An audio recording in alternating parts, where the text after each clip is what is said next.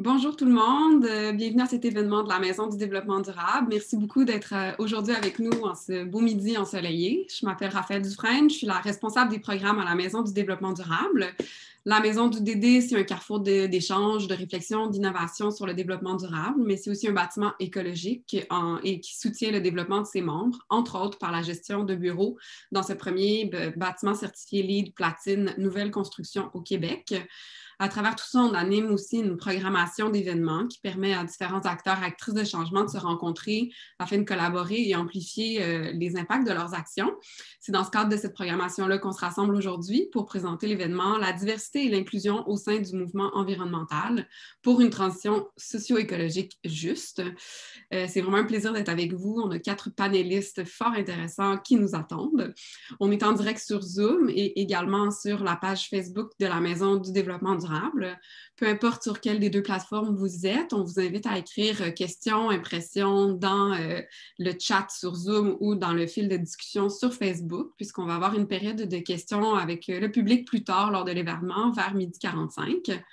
Donc, avant de débuter officiellement, je veux remercier les précieux partenaires de la Maison du développement durable, Hydro-Québec, qui est partenaire principal de la programmation, et la Ville de Montréal.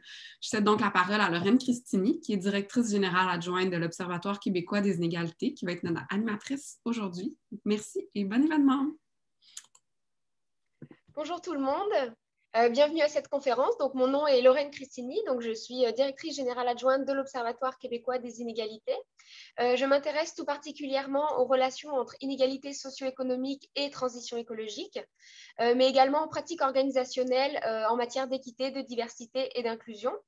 Je suis donc très heureuse d'être votre animatrice pour ce panel. Merci beaucoup à tous les participants d'être présents aujourd'hui. J'espère que cet événement saura vous inspirer. Je vais donc maintenant laisser nos 4 panélistes se présenter. On peut commencer avec Sabah Khan. Bonjour tout le monde, enchantée. Je m'appelle Sabah Khan, je suis la directrice générale pour le Québec à la Fondation David Suzuki. Je suis avocate spécialiste en droit international, environnemental et commercial et je suis ravie d'être avec vous aujourd'hui. Bernard Nour. Bonjour tout le monde. Donc moi c'est Bernard Nour, je suis en charge de finances d'administration à la Maison de développement durable depuis l'année passée. J'ai le plaisir d'être avec vous aujourd'hui pour entre autres parler des défis qui se présentent à nous, notamment en termes de recrutement, dont j'ai mis les mains à la pâte là-dessus dans les derniers mois. Ça sera un plaisir de le partager. Merci et bienvenue à tout le monde. Mélissa Molène-Dupuis. Oui, bonjour, moi c'est Mélissa Molène-Dupuis. Je suis chargée de la campagne boréale à la Fondation David Suzuki. Je suis aussi chroniqueuse à Espace autochtone. Je réponds à plusieurs questions sur les réalités des communautés autochtones. Je suis présente au CA de la Wapikoni Mobile et je suis co-organisatrice avec Woody Larivière pour I Don't Know More au Québec. Donc, merci beaucoup de nous accueillir aujourd'hui. Et enfin, Jean-Patrick Toussaint. Bonjour tout le monde, Jean-Patrick Toussaint, je vous parle d'Ottawa, donc sur les territoires ancestraux des Premières Nations Algonquins et Anishinaabe. Ça me fait vraiment plaisir d'être avec vous aujourd'hui. Je suis conseiller principal aux affaires francophones à la Fédération canadienne des municipalités, mais j'ai un background, excusez-moi l'anglicisme, en sciences environnementales, donc un doctorat en sciences environnementales. J'ai œuvré aussi à la Fondation David Suzuki par le passé et sur la scène internationale. Et je suis aussi chroniqueur en environnement chez Québec Science, le magazine de vulgarisation scientifique. Donc, merci d'être avec nous aujourd'hui. J'ai bien hâte d'avoir la discussion avec mes panélistes. Merci à tous. Alors peut-être avant de commencer, d'entrer dans le vif du sujet, j'aimerais peut-être poser les bases de la terminologie que l'on va utiliser aujourd'hui. Donc, Mélissa va nous en parler très rapidement. Merci beaucoup, Lorraine. C'est super important pour moi de pouvoir poser certains paramètres que je vais utiliser moi personnellement dû à mon expérience du passé, parce que je vais souvent parler de communautés autochtones ou de Premières Nations. Donc, on parle même des distinctions des nations, mais pour beaucoup de groupes, c'est très difficile de pouvoir faire la distinction. Fait que je vais utiliser souvent Premières Nations, Inuit, Métis ou les groupes autochtones. Et dans certains cas, je vais aussi même utiliser les groupes racisés. Ce n'est pas dans le concept que les races existent, mais vraiment qu'il y a eu des lois, qu'il y a eu des processus gouvernementaux qui ont été mis en place, qui existent encore au Canada et au Québec, qui font des distinctions liées à l'identité raciale, donc l'identité qui a été créée pour nous séparer de populations plus grandes. Donc, je sais que pour certains, ce terme-là est très hirsutère. Je peux vous dire qu'il l'est pour moi aussi, mais c'est parce que c'est une réalité qui existe encore. Donc, tant que les lois n'auront pas été changées, tant que même on n'aura pas enlevé le racisme dans le système, il va falloir utiliser les termes appropriés. Puis selon moi, ben, c'est un terme qui fait vraiment, si ça vous, comment on dit, si ça vous brasse dans le mauvais sens du poil, vous pouvez imaginer comment ceux qui le subissent au quotidien peuvent se sentir. Donc, c'est pour ça que ces termes-là, je vais les utiliser, mais vraiment, j'espérais pouvoir les mettre en contexte de la réalité canadienne et québécoise et même certains parallèles que je vais peut-être faire avec les États-Unis et le reste des Amériques. Merci beaucoup, Mélissa, d'avoir mis la table sur ces aspects-là. Nous, on va naviguer aussi entre ces terminologies. Donc, je vais peut-être commencer avec une question pour Jean-Patrick. Aujourd'hui, peut-être pour faire un état actuel de qu'est-ce qui se passe en fait aujourd'hui, comment vous percevez la représentation des groupes vulnérables dans les milieux environnementaux? Est-ce que vous voyez une évolution de cette représentation? Merci pour la question, Lorraine, puis merci aussi, Mélissa, d'avoir un peu jeté les bases de la discussion sur la terminologie. Je vais faire référence à un texte que j'ai écrit récemment dans Québec Science qui s'intitule « La face cachée du mouvement environnemental » dans un des plus récents numéros de Québec Science. Et je m'intéressais justement à la question sur qu'en est-il de cette représentativité au sein du milieu environnemental, principalement dans une perspective où si vous êtes ici aujourd'hui à l'écoute, c'est parce que vous vous intéressez à ce qui se fait à la MDD, notamment en matière d'environnement. Puis lorsqu'on parle d'environnement au sein des ONG environnementales, du moins certainement au Québec, mais partout au Canada et ailleurs, on parle de plus en plus de justice sociale. Et donc, dans cette perspective-là, c'est important, je me questionnais sur la part des groupes plus minoritaires ou des différentes diversités, des groupes de différentes diversités culturelles. Donc, ce qu'on observe dans les lectures que j'ai faites, notamment en matière de sciences environnementales, de sciences climatiques, un papier écrit dans la revue Nature en 2014 disait que seulement 11% de la communauté scientifique environnementale qui est représentée par des groupes issus de la minorité. Donc, ça, c'est à l'échelle internationale. Et ça faisait suite à un rapport qu'une chercheure, une sociologue afro-américaine, Dorceta Taylor, avait publié la même année, en 2014, qui faisait état qu'aux États-Unis, donc on s'entend c'est aux États-Unis, seulement environ 16% des personnes dans les groupes environnementaux étaient représentées par en fait, les minorités, les personnes issues de la minorité et de la diversité représentaient 16% des personnes au sein de groupes environnementaux. Et lorsqu'on parle de fonctions haut gradé, si on veut, là, dans le plus senior au sein de ces mouvements-là, ces différentes organisations environnementales, toujours aux États-Unis, c'est 12%, alors que la proportion démographique aux États-Unis était de 38%, du moins en 2014. La question maintenant, est-ce que c'est la même réalité au Québec, au Canada? C'est difficile de répondre adéquatement à la question parce qu'on n'a pas beaucoup de données là-dessus. D'ailleurs, Statistique Canada, cette année, se penche sur un meilleur recensement de ce type de données-là au sein d'organisations non gouvernementales, pas nécessairement en environnement, mais ça demeure quelque chose qui est difficilement mesurable. Donc, ce que je notais dans mon article, c'est anecdotique, étant donné que j'ai participé au mouvement environnemental, j'ai été très chanceux d'en faire partie, puis je me considère toujours en faisant partie jusqu'à un certain moment, jusqu'à un certain point de ce mouvement-là. Mais donc, on observe, comme ailleurs, que de plus en plus de femmes qui sont leaders au sein des mouvements environnementaux, ce qui est fantastique, puis on le voit sur le panel aujourd'hui, par exemple, par mes estimés collègues. Donc, ça, je pense que c'est important de le noter. Puis, de plus en plus, une représentation de la diversité. Est-ce qu'on voit plus ces rôles-là dans des positions seniors? Ben, ça demeure à voir. Encore une fois, mes observations très anecdotiques, sans être un expert en la matière, c'est que probablement du travail à faire. Pourquoi? Ben, on pourra en parler un peu tout à l'heure. Je ne vais pas tout vendre le punch tout de suite. Ben oui, ça fait la transition quand même peut-être à tous. Est-ce que vous voyez des obstacles rencontrés par ces différents groupes de la population au sein des organisations environnementales? Est-ce qu'il y a des groupes qui sont plus sous-représentés que d'autres dans le milieu? Est-ce que vous pouvez nous en dire un peu plus peut-être sur le pourquoi ou le comment Je peux prendre la balle au bon pour faire une transition avec ce que Jean-Patrick disait, qui est très juste, autant au niveau des données, auxquelles il faisait référence, qui est très pertinente, qu'au niveau des anecdotes. Je vais confirmer partie des anecdotes que nous vivons ici à la Maison de développement durable. Puis, depuis l'année passée, on a eu à vivre plusieurs expériences de recrutement. Et ça me fait plaisir d'en parler, d'autant plus que à la MDD, on essaie de faire preuve de transparence dans un effort d'exemplarité. C'est vrai pour notre empreinte environnementale, le bâtiment, mais aussi dans nos pratiques internes de gestion. Et autant nos bons coups que nos moins bons coups. Et on a vraiment des défis et des difficultés dans faire de la place et avoir une plus grande représentativité de la diversité dans les ressources humaines et dans le personnel de décision au niveau de la MDD. Puis je vais donner un exemple rapide pour vous faire part des barrières et des difficultés qu'on a. C'est à deux niveaux. Déjà, au début du processus, depuis l'an passé, on a affiché différentes offres d'emploi. Un au niveau de responsable technique du bâtiment qui serait vraiment un chef des opérations. On en a un autre au niveau du conseil de développement durable, etc. Ces différents postes-là, on s'est retrouvés par rapport à un premier constat que nos offres d'emploi n'étaient pas assez imaginatives dans la manière dont elles sont décrites. Parce qu'elles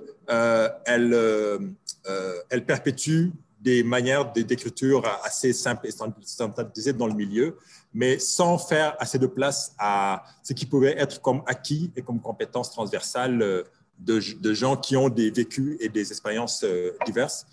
Premier défi et difficulté qu'on on a vécu et qu'on vit encore. Et le deuxième défi, c'est après dans l'intégration, parce qu'une fois que la personne est arrivée en poste, on commettait l'erreur de s'attendre à une intégration rapide et opérationnelle tout de suite parce qu'on avait des besoins d'efficacité à court terme.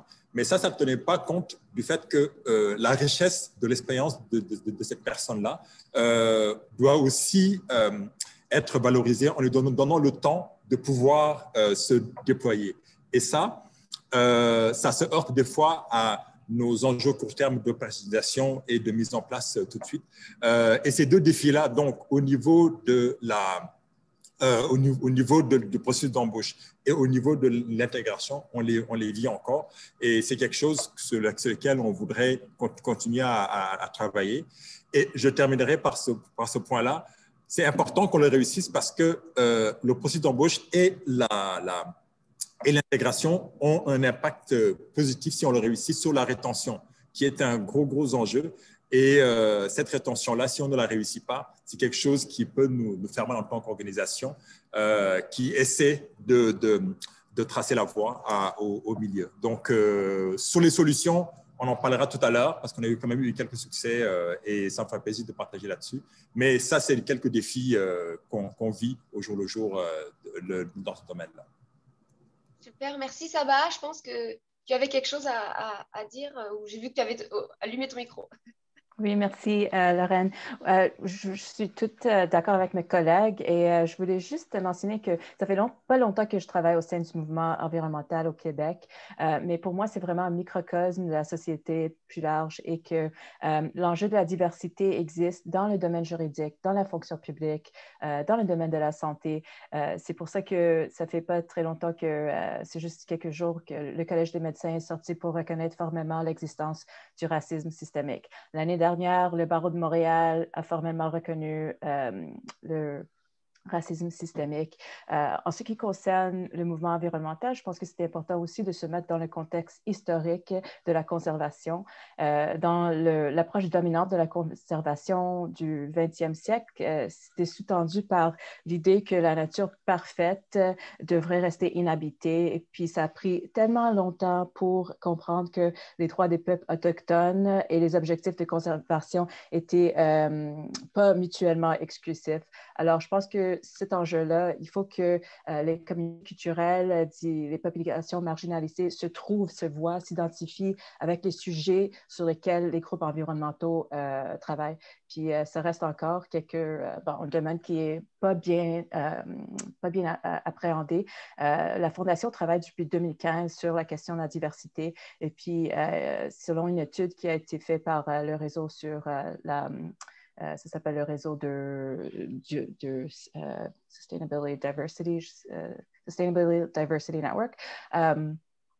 Selon cette étude, ça a démontré qu'il y avait quand même une manque de documentation disponible sur les initiatives de diversité et d'engagement multiculturel. Il y avait aussi un certain écart entre les groupes traditionnels qui se concentraient sur la conservation, sur la protection environnementale et d'autres qui étaient plus axés, se concentraient sur la question des inégalités environnementaux.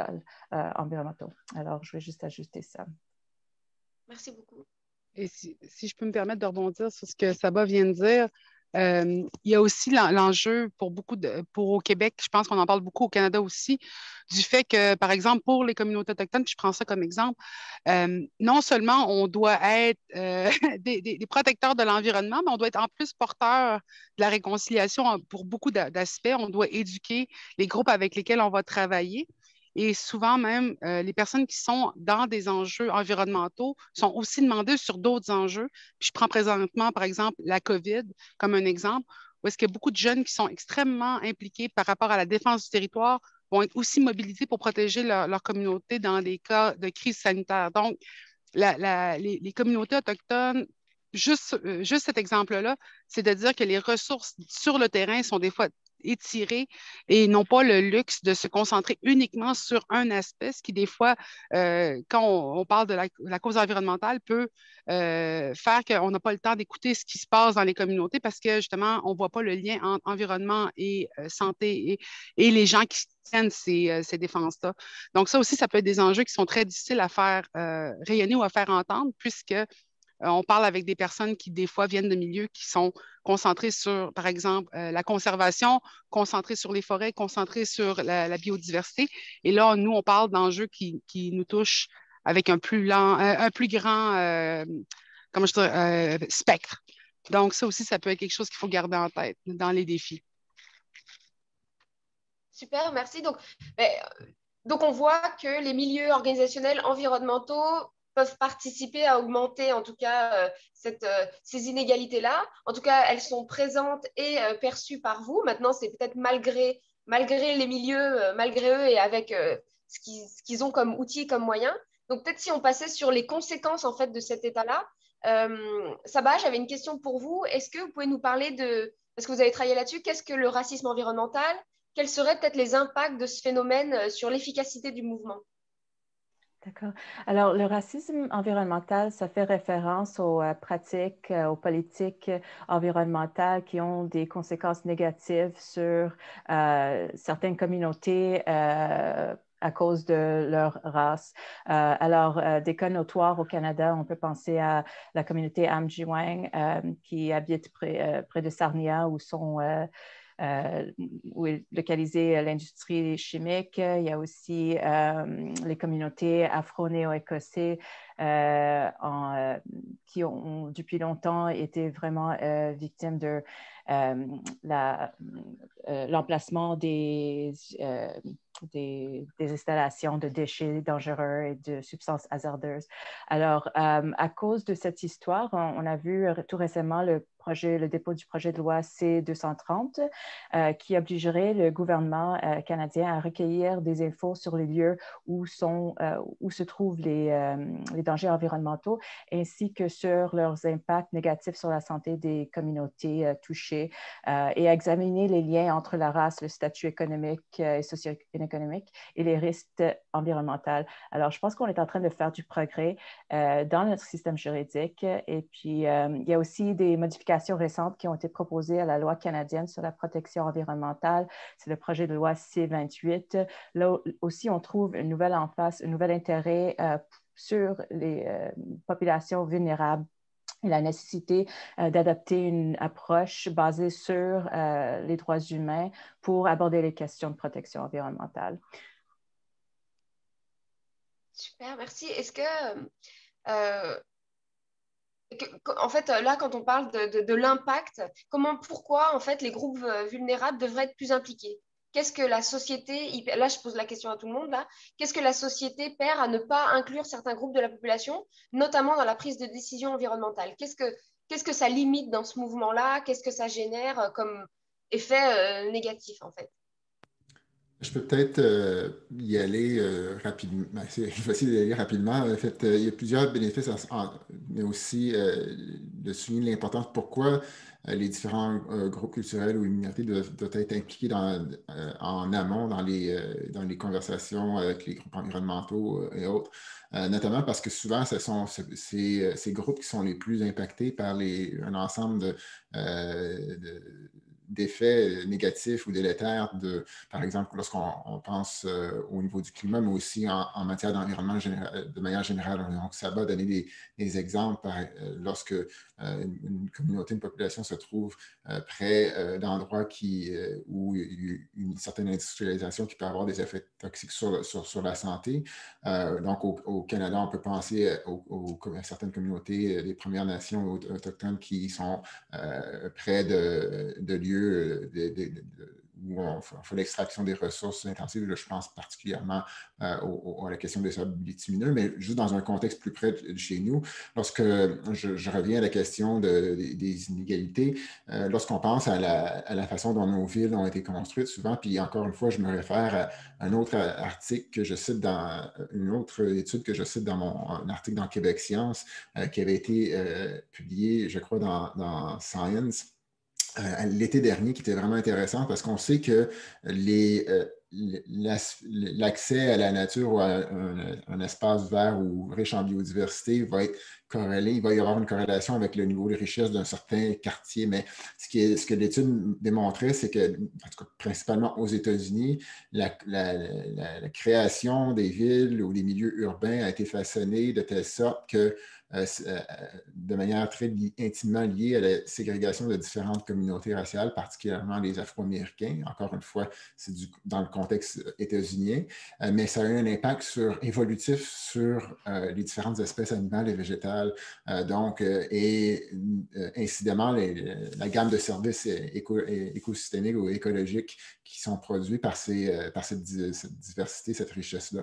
Et le parallèle ici, que ce soit au Québec ou ailleurs au Canada, les chercheurs disaient ce même modèle qu'on voit aux États-Unis peut être appliqué ailleurs à d'autres villes. Donc, pourquoi c'est important d'impliquer les groupes en amont? C'est justement pour qu'elles soient des différentes communautés ou minorités qui ne sont peut-être pas incluses au départ, le soient incidemment et qu'elles se fassent qu'elles prennent part au mécanisme décisionnel sur les différents mécanismes à mettre en œuvre pour améliorer la situation et donc elles aussi, ces communautés-là puissent avoir accès à un droit à un environnement sain ou puissent mettre la main à la pâte sur différents enjeux environnementaux, que ce soit dans le milieu urbain ou périurbain ou même dans les régions rurales. Et je boucle la boucle en disant que souvent, si on ne le fait pas, c'est ces mêmes communautés-là qui vont être les plus impactées par les effets délétères environnementaux ou liés au climat. Merci beaucoup. Peut-être, je ne sais pas si Bernard a quelque chose à dire, mais sinon j'avais une question pour Mélissa, un peu plus directe, au niveau de tout ce qui était savoir traditionnel autochtone. Qu'est-ce qu'ils apportent à la stratégie de transition socio-écologique juste? Comment on construit des liens entre les savoirs autochtones et les savoirs scientifiques pour essayer d'affronter cette transition-là? J'espère que vous avez un petit après-midi de libre. Non, je les fais. Ça remonte à beaucoup de choses, mais les savoirs ancestraux autochtones, il faut vraiment voir en plus comment ils sont en train de reprendre leur place dans le milieu scientifique. Parce que pendant longtemps, ça a été vu un peu comme les contes et légendes. C'est des belles choses qui sont transmises par un vieux sage. Et, c'était très beau, mais ce n'était pas pris au sérieux de la même manière qu'aujourd'hui, on peut vraiment commencer à décortiquer ces savoirs qui sont transmis là.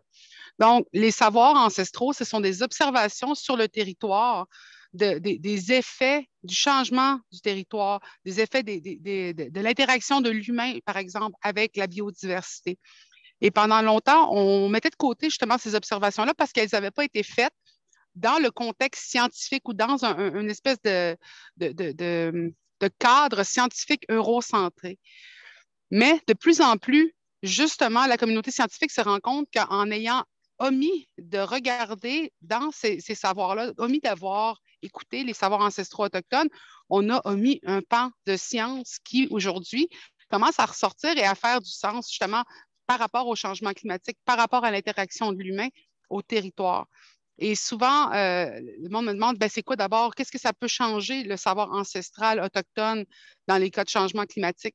Et je dis, tu regardes juste comment les communautés autochtones, pendant plus de 7000 ou 10 000 ans, ont vécu sur des territoires donnés sans trop se déplacer, toujours en restant un peu dans les mêmes endroits, en gardant un équilibre aussi avec la prise des ressources, avec l'équilibre avec la biodiversité, avec comment on interagissait avec le territoire.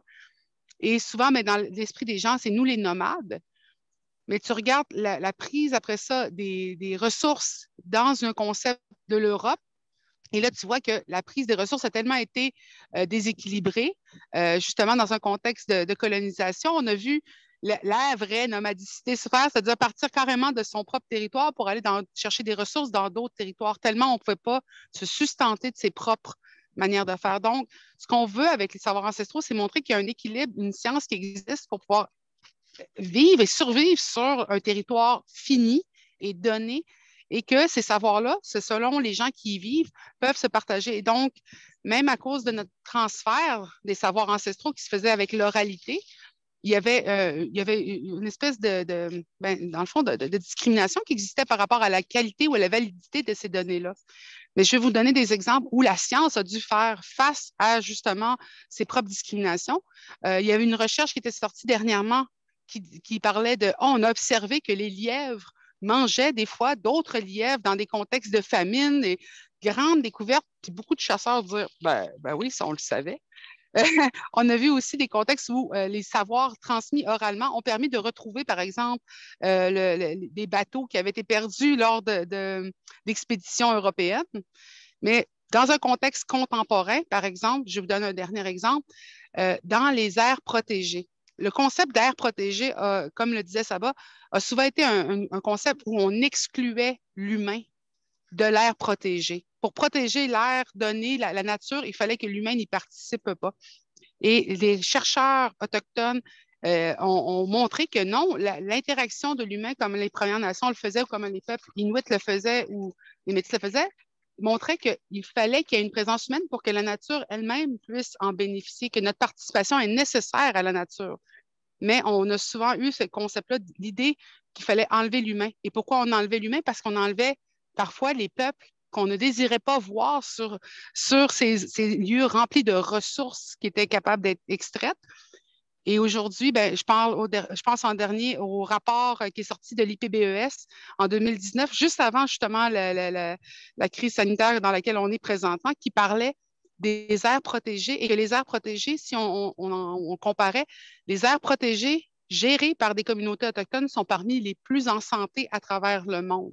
Donc, on ramène une pratique du territoire qui vient d'une perspective autochtone, qui a une présence humaine, une pratique, une cueillette, que ce soit du végétal ou de l'animal, mais qui se fait toujours dans un équilibre de la ressource et de la présence humaine.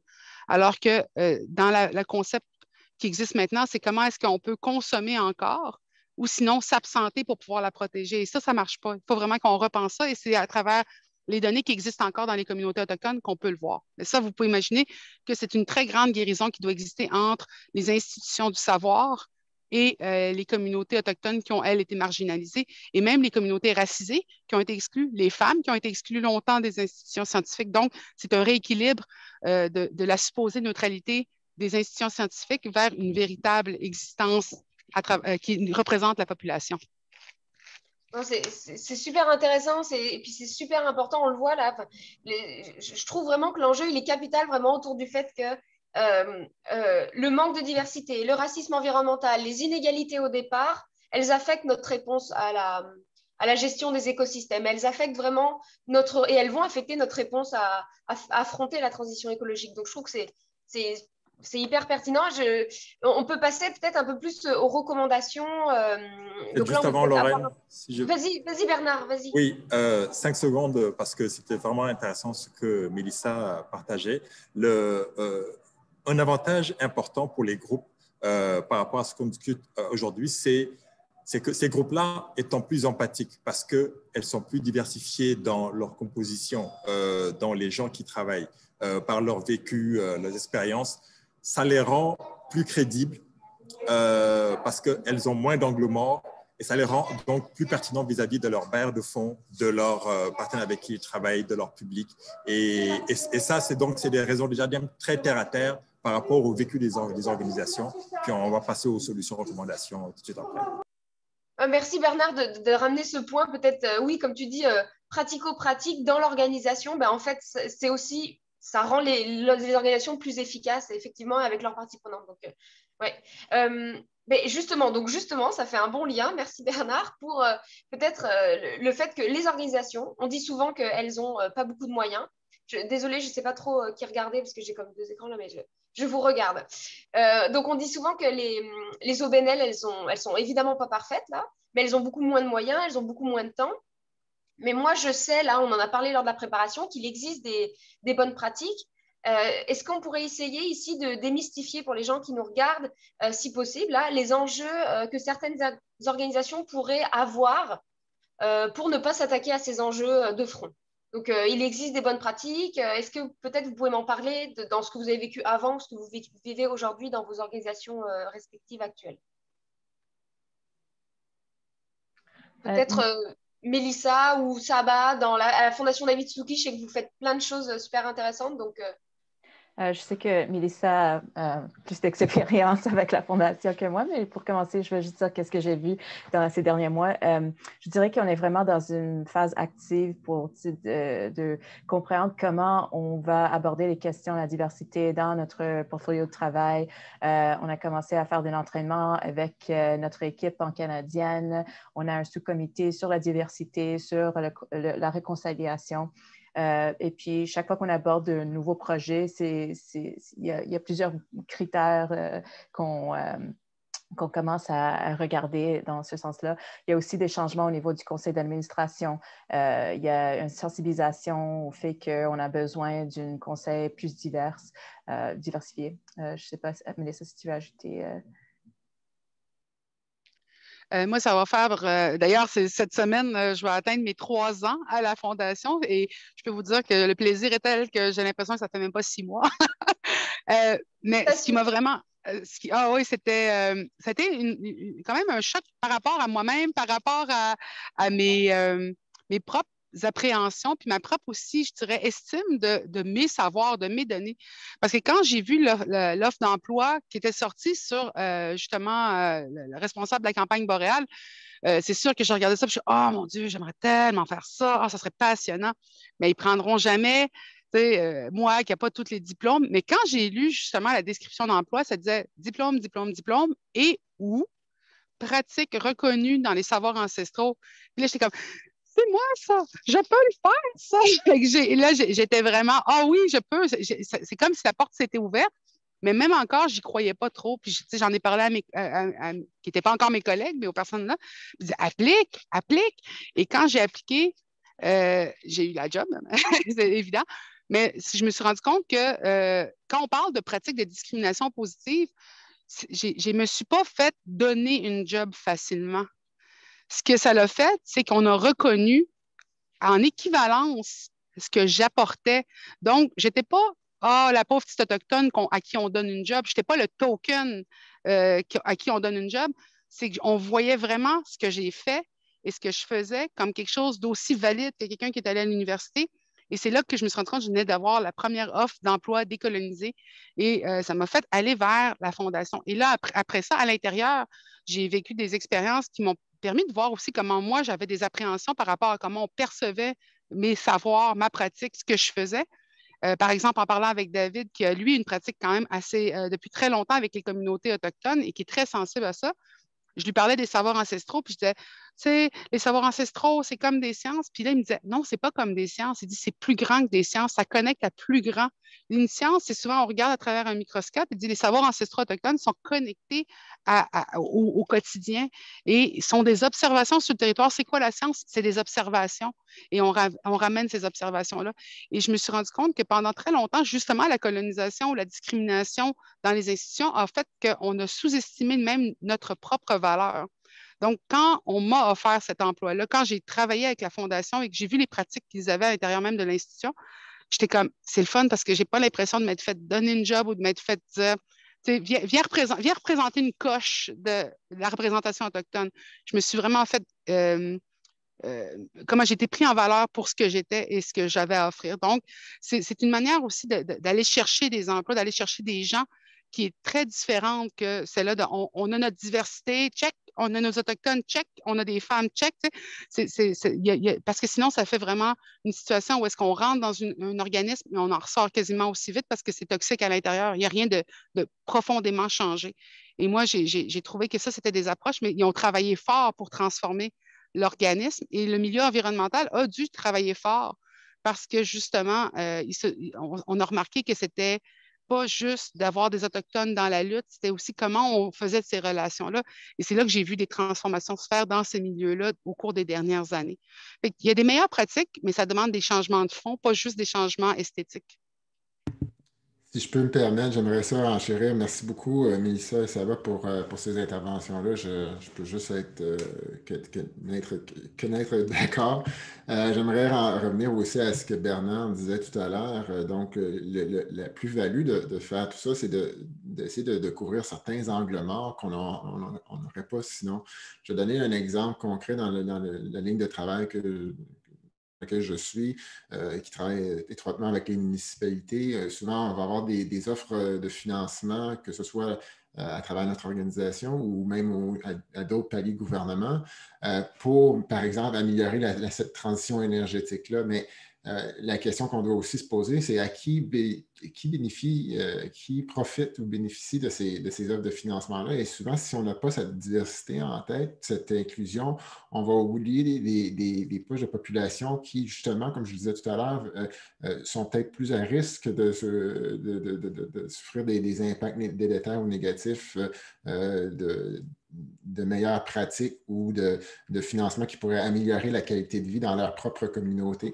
Donc, d'avoir cette diversité-là, c'est comme partout, hein, ça permet d'enrichir notre point de vue, puis justement de ne pas laisser pour compte ces angles morts.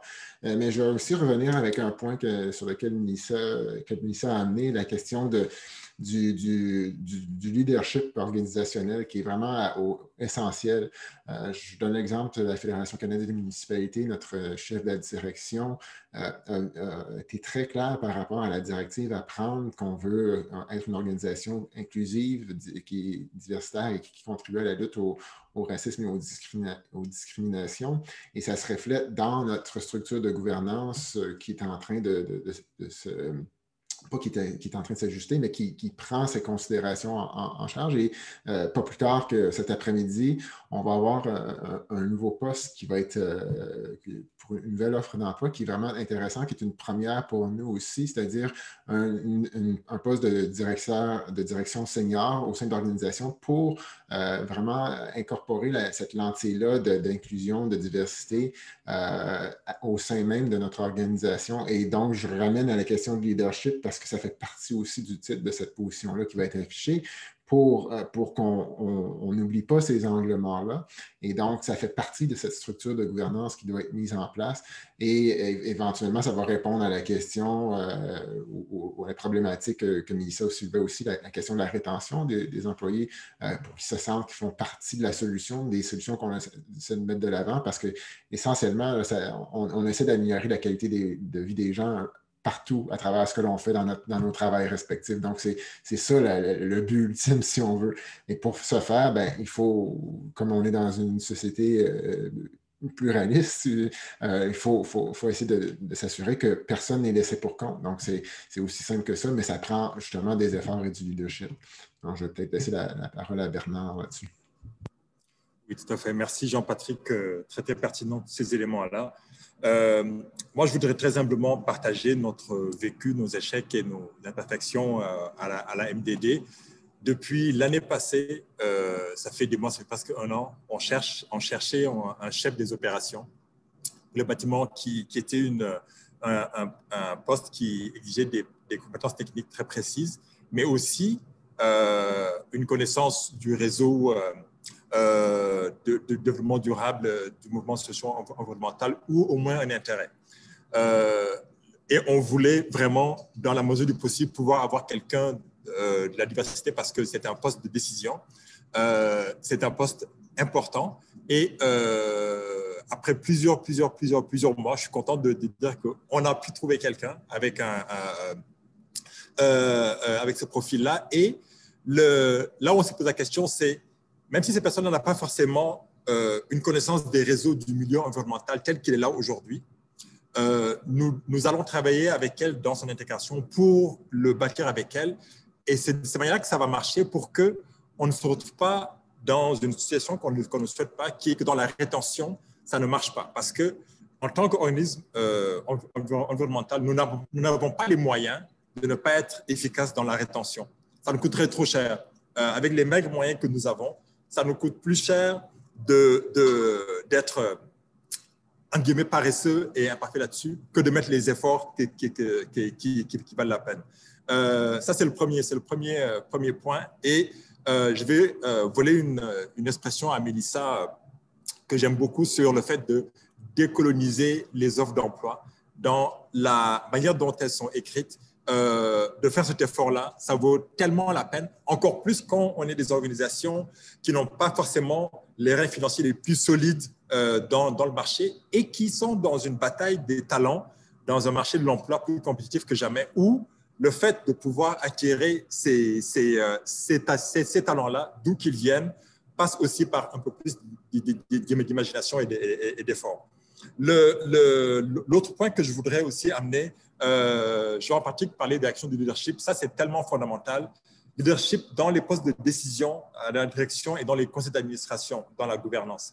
Je donne deux exemples. Ici, à la Maison de développement durable, il y a un effort qui est fait dans ce sens-là depuis l'année passée, autant dans la gouvernance là-dessus. Puis moi, j'ai aussi le privilège, en plus de mon rôle ici à la Maison de développement durable, de faire partie d'une organisation canadienne qui travaille avec des agriculteurs familiaux un peu partout au Québec, au Canada, dans les communautés autochtones et dans les 5 continents, qui s'appelle Sea Change. Et le conseil d'administration de cette organisation-là, il y a eu un travail de longue haleine pour y représenter des gens d'Afrique de l'Ouest, des gens d'Amérique latine, des gens de Premières Nations. Et les gens décideurs dans les groupes environnementaux vont comprendre le message que j'ai à passer là. Pour la levée de fonds, le fait de faire cet effort-là dans notre diversité de qui on représente pour qu'elle soit le plus proche de la société, ça a un impact positif là-dessus. C'est très terre à terre, mais ça fonctionne et ça nous rend encore plus incontournables vis-à-vis de notre écosystème et ça nous rend encore plus pertinents dans notre action. Donc vraiment, autant dans les offres d'emploi que dans les efforts d'intégration et de rétention et que dans le leadership au niveau des conseils d'administration, il y a vraiment des paris à prendre qui sont tout à fait intéressants. Et l'exemple vécu de Mélissa tout à l'heure en est un point très, très éloquent qu'on gagnerait à perpétuer, à faire grandir dans le mouvement. Merci beaucoup à tous les quatre. Peut-être là, je vais faire une transition juste avant la période de questions qui va commencer. On a quelques petites questions qui rentrent déjà actuellement. Puis, je pense que ça va faire le lien avec la première question de Lim Lamrani. Aujourd'hui, l'un des enjeux à résoudre pour que cette transition socio-écologique juste fonctionne, c'est de faire converger et les pratiques des organisations et les politiques publiques, donc on l'a vu, vers des objectifs communs, donc préserver les écosystèmes, intégrer les groupes vulnérables à la prise de décision, réduire les inégalités socio-économiques, etc. Est-ce que vous auriez peut-être des pistes aussi, vous, de votre côté, pour essayer de rapprocher stratégiquement, faire converger en fait ces différents mouvements, les mouvements sociaux, les mouvements environnementaux, pour qu'on s'assure d'avoir cette transition écologique juste? Est-ce que vous auriez des petites pistes comme ça? Moi, je dirais que c'est important pour le mouvement environnemental de vraiment s'épanouir, puis non seulement de rester avec, dans des collaborations avec les mêmes groupes, puis les mêmes personnes, mais vraiment d'aller tendre la main aux organismes qui travaillent sur des sujets sociaux, puis d'identifier des valeurs communes, de créer une vision cohérente avec d'autres acteurs sociaux. Je pense que c'est un important aspect de la solution. Ça fait partie. Si je peux me permettre, il y a aussi des enjeux, puis c'est là où je reviens avec ma déclaration au début de la conférence sur racialiser les gens. Faut pas oublier qu'il y a beaucoup présentement de demandes de bourses, de financement qui sont dirigés vers les communautés autochtones, vers des organismes autochtones. Et souvent, malheureusement, dans cette construction-là, les personnes qui sont capables d'aller chercher ces demandes-là, ces bourses-là, cet argent-là, vont avoir souvent besoin d'un token. Fait que des fois, il va y avoir même un manque de confiance par rapport à pourquoi tu viens me chercher comme autochtone, pourquoi tu viens me chercher comme personne des communautés, des Premières Nations. C'est-tu parce que tu as besoin de moi pour des demandes de bourse? Est-ce que tu as-tu juste besoin de moi excusez-moi l'expression, mais un Indien de papier? Et ça vient avec l'idée aussi qu'il y a beaucoup de gens qui se sont auto-déclarés autochtones ou que, ils ont déterré les ossements de leur grand-mère de 1600 et des poussières pour pouvoir aller chercher ces emplois-là, ces financements-là. Fait que c'est pas de dire d'arrêter d'avoir des financements dirigés parce que justement, il y a eu un pincement par rapport au financement des institutions, des organismes, des emplois autochtones, mais c'est de voir aussi qu'il faut faire attention à pas généraliser c'est quoi être autochtone, c'est quoi un savoir autochtone, c'est quoi une vraie pratique dans une communauté. Et c'est super important de se dire que justement, quand on met ces déclarations-là, ces cases-là, qu'on ait aussi un devoir de s'assurer qu'on va chercher quelque chose qui est plus large que juste des fois la carte de bande ou le terme ou la personne. Ça fait, parce que sinon, après ça peut revenir vous pincer d'en face. je pense qu'on pense à Rachel Dolezal, qui est un des exemples les plus flagrants aux États-Unis, les plus médiatisés.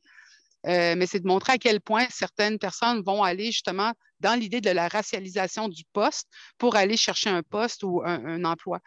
Alors que ce qu'on veut, c'est vraiment débloquer justement l'accès à des emplois, des postes, à des institutions, des groupes pour les personnes qui ont été longtemps bloquées. Fait qu'il faut faire vraiment attention à ce qu'on va se chercher une face ou est-ce qu'on va se chercher justement la capacité à des gens de pouvoir participer et amener justement leur connexion à la communauté qui est véritable ou à amener leur savoir qu'on n'a pas dans nos institutions. Je vais finir juste un exemple. Quand j'ai donné un cours à l'université à l'UQAM, la structure universitaire est tellement coloniale, tellement faite dans un carré que même pour eux, se décoloniser était très compliqué. Et pour pouvoir m'intégrer dans l'université, j'ai dû être co-enseignante avec une autre enseignante qui, elle, avait toute la structure coloniale, les petites coches d'enseignants. Mais je n'ai pas dit oui parce que, comme si c'était une gardienne, j'ai dit oui parce que c'est une femme que je respectais énormément, que je connaissais son processus. Mais vous comprenez que même les propres règlements qui se sont imposés à eux-mêmes les empêchaient de venir me chercher pour venir travailler avec eux autres. C'est de dire des fois, comment on conceptualise ces emplois-là, comment on conceptualise des offres d'emploi, c'est aussi important que comment on va aller les écrire et comment on va les faire vivre pour de vrai. J'espère que je ne suis pas trop comment je pourrais dire, vague, mais vous allez voir, c'est un travail qui continue, c'est un travail d'éducation en même temps que c'est un travail d'ouverture, en même temps que c'est un travail de justice sociale. Et ça, c'est juste pour des emplois. et là, je ne parle même pas encore des communautés, de c'est quoi aussi le racisme environnemental, parce que là, moi, je pense juste dans le cas du COVID, le fait que les parcs avec des grandes forêts vertes qui étaient accessibles, ce n'était pas accessible à Montréal-Nord, c'était accessible plus vers la rive sud. Tu sais. C'est de dire aussi comment la nature est accessible, comment les ressources alimentaires sont accessibles. C'est plus grand encore, mais là, pour ce qui est de l'emploi, c'est de garder en tête que raciser ou racialiser, ça devient pour des gens vraiment un contexte de case et ça devient une lutte à la ressource. Et certaines personnes sont meilleures pour remplir des documents que d'autres. Ils vont savoir comment dépasser même. Donc, pour ne pas vous faire surprendre si justement vous faites cet effort-là et que vous faites face à quelqu'un qui a su remplir les bonnes cases, mais qui n'était pas exactement la personne que vous visiez. Excusez-moi, c'est un peu compliqué, mais c'est des réalités qu'on voit beaucoup dans l'emploi autochtone présentement. Non, et puis tu donnes des exemples concrets, donc c'est pas flou, comme tu disais, ou je ne sais plus quel mot tu avais employé, pas du tout, je trouve que c'est concret. Je vais peut-être réenchérir. Puis je sais qu'il y a plusieurs questions dans le chat aussi que je regarde, puis j'espère pouvoir y répondre en même temps, notamment sur la question du vocabulaire dans les offres d'emploi. Je pense que Mélissa avait donné un bon exemple tout à l'heure lorsqu'elle a appliqué pour son propre poste. Mais encore là, je pense qu'il y a une question du vocabulaire, mais c'est vraiment en amont la question de faire l'effort et d'avoir le réflexe de prendre cette lentille ou cette perspective différente dans la description de l'offre pour se dire, OK, qu'est-ce qu'on cherche, qu'est-ce vraiment à accomplir? Est-ce qu'on pourrait justement bénéficier de perspectives, de connaissances différentes? Donc, au lieu de demander maîtrise ou bac avec tant d'expérience, est-ce qu'il y a des équivalences qu'on peut demander qui permettent de refléter cette pluralité-là? Mais aussi de comment on va afficher ces postes-là. Est-ce qu'on va les afficher par les mêmes moyens traditionnels ou de plus en plus qu'on utilise à travers, par exemple, les différents réseaux sociaux ou différents chasseurs de tête qui vont peut-être pas nécessairement viser certaines communautés auxquelles on n'aurait pas accès. Et d'ailleurs, il y a des firmes qui se spécialisent justement pour essayer d'aller chercher ces talents-là dans différentes communautés. Donc, peut-être ça répondra à la question qui a été posée. Puis, en termes des interventions prioritaires d'un point de vue urbain, bien, c'est intéressant. Moi, je reviens encore une fois à la question du financement pour que ce soit de tous différents paliers gouvernementaux, même d'organismes philanthropiques, de s'assurer qu'on fasse l'effort d'avoir, de ne pas oublier certains angles morts pour voir quelles portions de population vont bénéficier du financement qu'on peut mettre ou qu'on en a à offrir. Et donc, ça prend un travail constant qui se fait, je crois déjà, en fait, qui continue, il y a beaucoup de place à l'amélioration, mais aussi, je terminerai en disant que ça prend aussi certaines données. Je pense qu'on ne se le cachera pas. Il faut savoir, OK, on a déjà une bonne idée de du lien entre certaines corrélations, peut-être pas de causation entre l'inégalité sociale, certains poches de population versus endroits plus sains, plus verts, on en a parlé à plusieurs reprises, mais d'avoir une meilleure compréhension de ces liens qui se font des données qui les accompagnent. Je pourrais mettre un autre lien dans le chat par rapport à un projet qu'on a financé qui parle de pauvreté énergétique.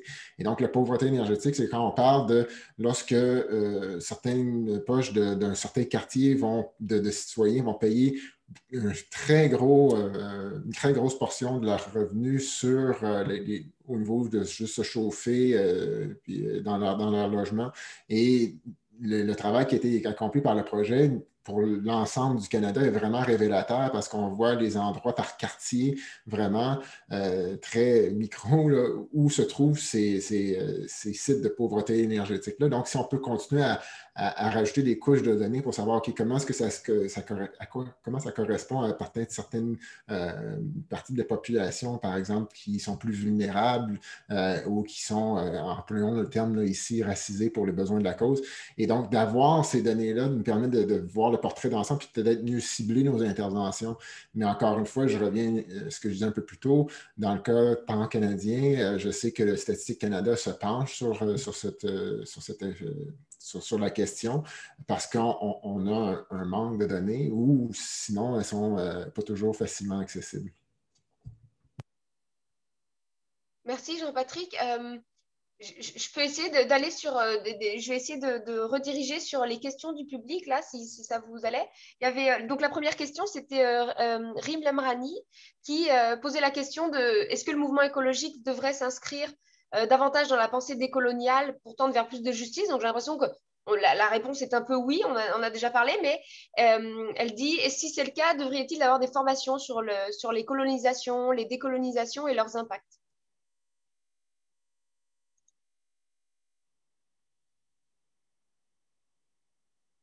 J'étais sûre que Mélissa, tu allais dire.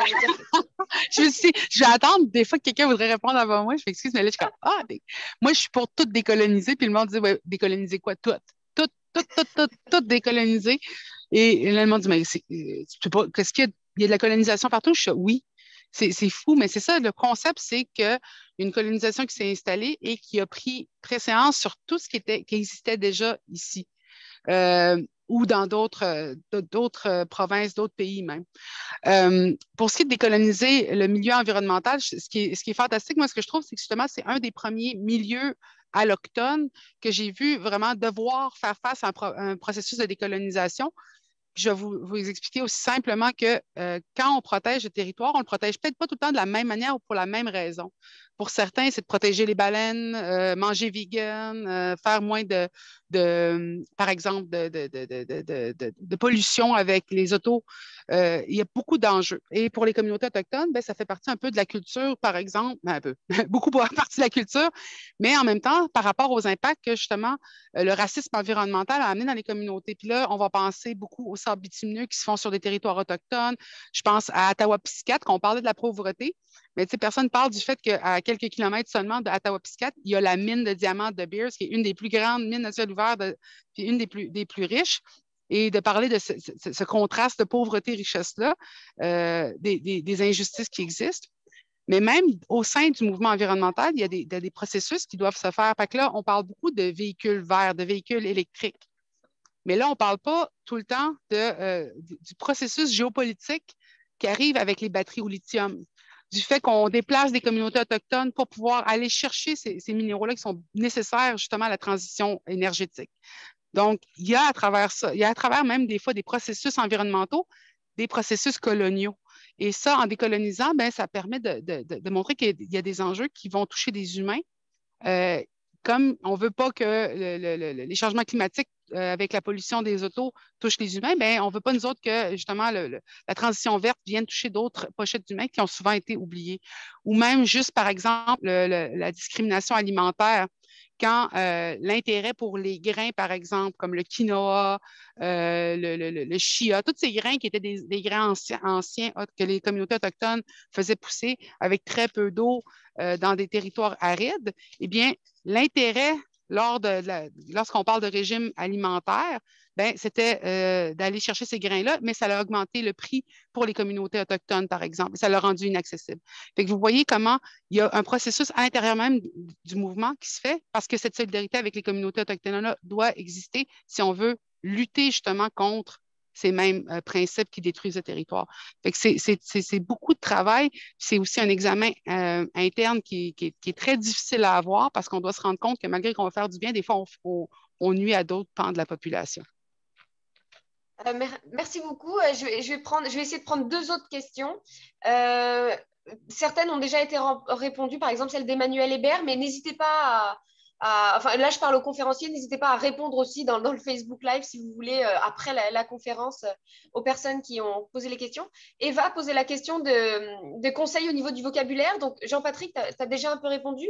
Moi, j'aimerais juste amener un petit point, parce que c'est vrai qu'on va au-delà des outils, il faut aller vraiment dans la stratégie générale, mais peut-être au niveau pratico-pratique, je sais que nous, il faut être créatif, comme disait Bernard, mais je sais que nous, on essaye de dire, par exemple, qu'une expérience à l'étranger, c'est intéressant. Donc, par exemple, ça ouvre la porte à des personnes qui seraient immigrantes ou de connaître une autre langue. Donc, on ne dit pas justement que c'est nécessaire, mais on dit que c'est d'intérêt. Ou d'avoir, effectivement, moi, je trouve, il faut appuyer sur le point de Jean-Patrick sur les équivalences. c'est important de dire qu'on cherche ça, mais que des expériences équivalentes sont intéressantes aussi. Donc, on ne ferme pas la porte à tout le monde. Voilà, c'est ça.